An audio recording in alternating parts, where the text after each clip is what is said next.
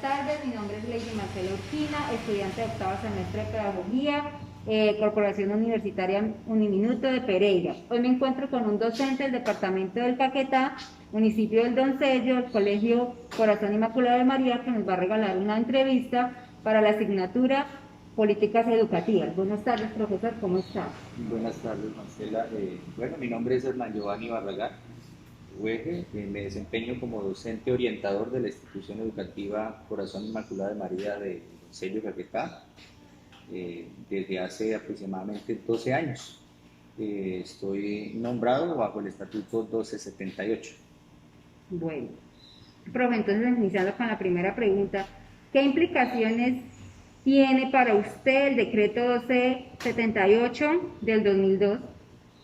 Bueno, el decreto 1278 tiene unas enormes implicaciones para el sector educativo, ya que pues cambia como en un antes y en un después la historia de la educación, sobre todo en temas de recorte de derechos adquiridos que teníamos los docentes bajo el estatuto 2277, que es el antiguo estatuto. Realmente nos pone en mucha desventaja con respecto a los docentes pertenecientes al estatuto anterior. Y una de las implicaciones más terribles sería que nos pasan de ser un régimen especial a ser un régimen de ley 100. Prácticamente en términos laborales pasamos los docentes del estatuto 1278 a ser régimen de ley 100, que es muy diferente al 2277.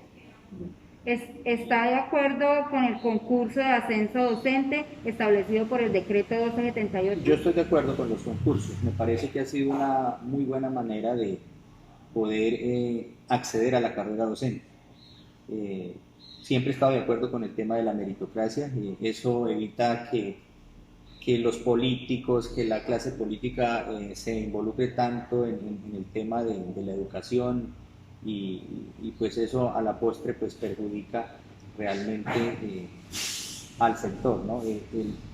El concurso a través del mérito ha hecho que en cierto modo quienes lleguen a la carrera docente, pues no vamos a decir que son los mejores, ¿no? Porque también pues los concursos tienen sus falencias, pero en cierto modo sí cualifica mucho más y le da más transparencia para acceder a la carrera docente. ¿Qué opinión le merece que los docentes nombrados tengan un salario diferente a los demás docentes? Yo lo que consideraría es, si me dicen, por ejemplo, nombrados de planta y nombrados provisionales, los de planta y los provisionales tienen relativamente los mismos salarios, ¿sí? Del sector oficial, ¿no? Sí hay algunos casos donde, por ejemplo, los etnoeducadores tienen unos salarios muy inferiores a los docentes, digamos, nombrados bajo el Estatuto 1278. Esas diferencias, por supuesto, no son buenas. En el país debería cualificarse y valorarse de la misma manera, en términos de salario, la profesión docente. Entre ser docente del sector público y docente del sector privado, ¿cuál eliges y por qué? Docente del sector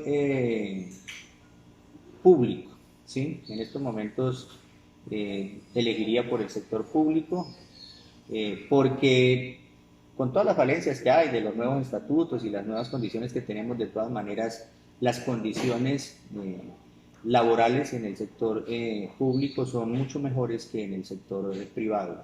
En el sector privado se basan bajo el Código Sustantivo del Trabajo y allí pues el tema de salarios y el tema de prestaciones y todo eso como que depende mucho del patrono, en este caso del rector del colegio privado. Entonces ahí uno ve que, por ejemplo, hay muchas injusticias. Valoro bastante la labor que hacen los docentes del sector privado porque inclusive tienen unos horarios mucho mayores que los que tenemos los docentes del sector público, pero en contraste sí los salarios son muy inferiores a los que se manejan en el sector público. Y lo otro es el tema de las oportunidades de formación. Yo veo que en el sector público hay un poco más de oportunidades de formación que en el sector privado, que eso ya corre por cuenta exclusivamente de los docentes.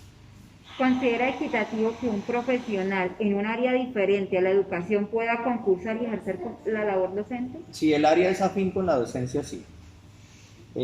Yo creo que eso ha oxigenado también el sector educativo. Yo soy uno de los profesionales que me considero que, aunque no soy licenciado y no fui formado como licenciado en alguna área específica para la docencia, tuve la oportunidad de ingresar a la educación. Mi profesión es afín con la carrera docente, yo soy psicólogo y entonces, pues como psicólogo he podido aportarle mucho a la docencia desde el rol de docente orientador. Habrá algunos casos donde sí tocaría revisar, por ejemplo, algunas profesiones no son tan afines y eso sí se le ha abierto la puerta para que estén en la docencia. De pronto ahí se ha presentado algunos problemas en la cualificación y en el desempeño de ese docente ya propiamente en el aula, pero creo que ahorita se está exigiendo y siempre se ha exigido que ese profesional haga una especialización en pedagogía.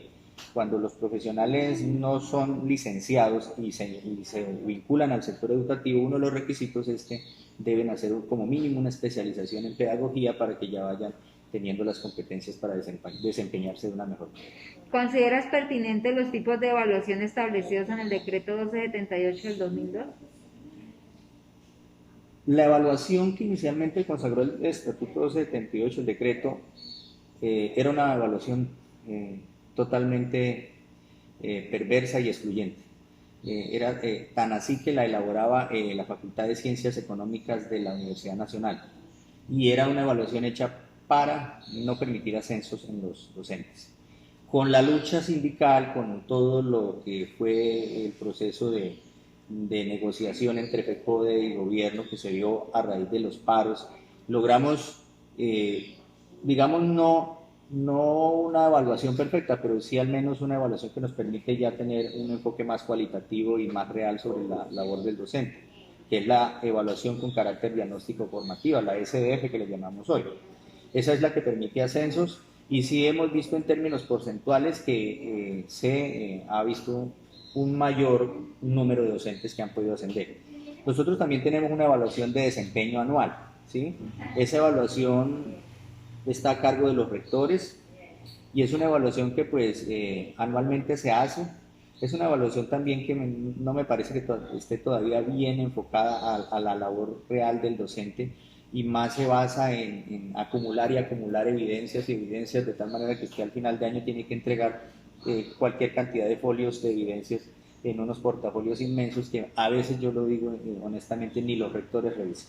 Entonces esa evaluación no está bien formulada y es una evaluación que es como el mecanismo que utilizan muchos rectores para hacer acoso laboral.